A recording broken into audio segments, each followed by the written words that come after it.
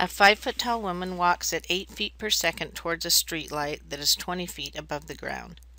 What is the rate of change of the length of her shadow when she's 15 feet from the street light, and at what rate is the tip of her shadow moving? So let's draw a picture.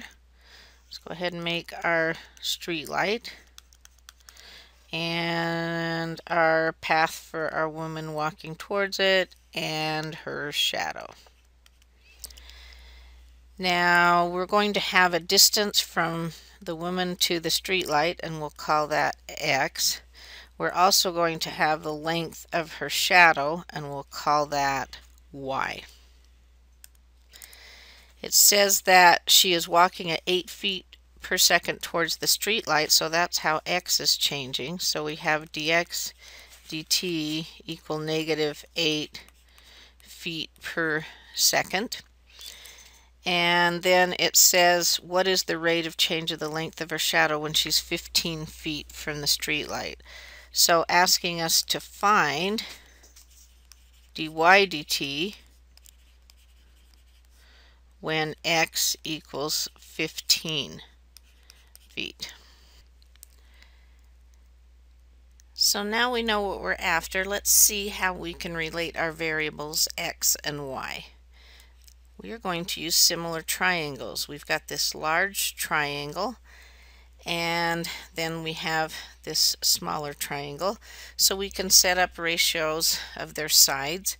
So let's go ahead and take this base of this big triangle, x plus y, and the corresponding part of the little triangle is y, and we can set those up in a ratio of, let's do the height of the big one and the height of the little one. So there's our connection between x and y. If we clear that of fractions, we've got 5x plus 5y equals 20y. So 5x equals 15y and x equals 3y. So here's my connection between x and y.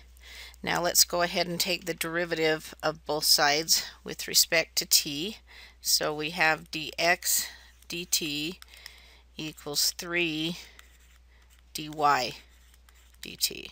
So we can find dy dt. Dy dt is going to be 1/3 dx dt. So that's going to be negative 8/3 feet per second. And that is the rate of change of the length of the shadow, and you see it didn't depend on where we were. We had this constant rate, and so it didn't matter whether x was 15 or x was whatever. So we've answered the first part, the rate of change of the shadow. Now we'd like to know at what rate is the tip of the shadow moving, and as we look at this, if we're looking at the tip of the shadow, it's moving based on the rate of change of the length of the shadow, the negative 8/3, but it's also moving because the person is moving. So we need to combine the two rates and also add on the negative 8 because the person is moving as well as the length of the shadow changing. And so the rate at which the tip of the shadow is moving is going to be, this is negative 24/3, so negative 32/3 feet per second.